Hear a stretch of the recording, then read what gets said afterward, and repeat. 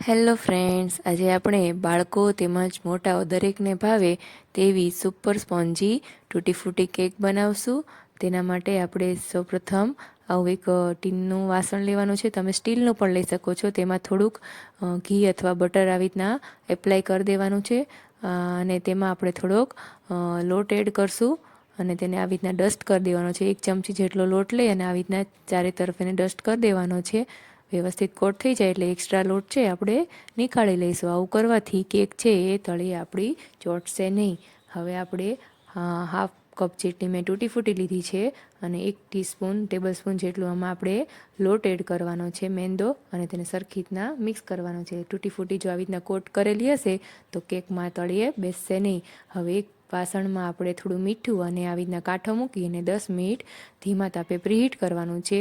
હવે એક વાસણમાં હાફ કપ જેટલું રિફાઇન્ડ ઓઇલ અથવા ઘી લેવાનું છે અને 3/4 કપ પાવડર સુગર એડ કરવાની છે અને તેને આપણે સરખી રીતના 5 થી 7 મિનિટ આવી રીતના મિક્સ કરવાનું છે. એકદમ એનું ટેક્સચર છે એકદમ ક્રીમી થઈ જાય ત્યાં સુધી એને મિક્સ કરી લેશું. હવે તેમાં હાફ કપ જેટલું રૂમ ટેમ્પરેચર ઉપર હોય તેવું દૂધ એડ કરવાનું છે અને તેને સરખી રીતના મિક્સ કરી દેવાનું છે. દૂધને આપણે ગરમ કે ઠંડુ લેવાનું નથી, રૂમ ટેમ્પરેચર પર લેશો તો વધારે સારું. હવે એમાં 1 ટીસ્પૂન વેનીલા એસન્સ એડ કરશું, તેનાથી આપણી ફ્લેવર અને ટેસ્ટ સરસ આવશે કેકનો. હવે ડ્રાય ઇન્ગ્રીડિયન્ટ્સ માટે 1.5 કપ મેંદો લેવાનો છે.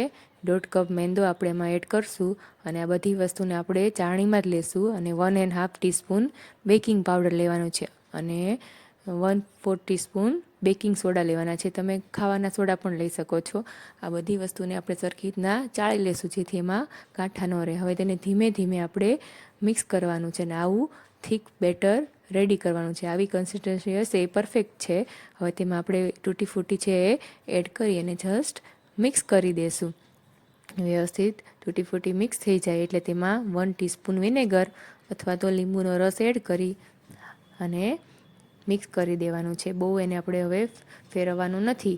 હવે આપણે ટીનના વાસણમાં ડસ્ટિંગ કરેલું છે તેમાં બેટરને એડ કરી દઈશું. થોડું ટેપ કરી લેવાનું છે એટલે એમાં બબલ્સ નીકળી જાય અને ઉપરથી તમે તૂટી ફૂટી પણ ગાર્નિશ કરી શકો છો ઉપરથી અને બીજું તમે ડ્રાયફ્રૂટ એડ કરી શકો છો. હવે આપણે પ્રીહીટ કરેલા વાસણમાં મૂકી દેવાનું છે અને 30 મિનિટ માટે ધીમાથી મધ્યમ તાપ ઉપર એને ચડવા દેશું. હવે આપણે થઈ ગયું છે કેક આપણી રેડી. ચેક કરી લઈએ, ટૂથપીકની મદદથી ચેક કરશું તો એકદમ ક્લીન આવે છે, મતલબ કે આપણી કેક રેડી છે. હવે એને થોડીક ઠરવા દેશું અને પછી કટ કરશું તો તૈયાર છે આપણી સુપર સ્પોન્જી કેક.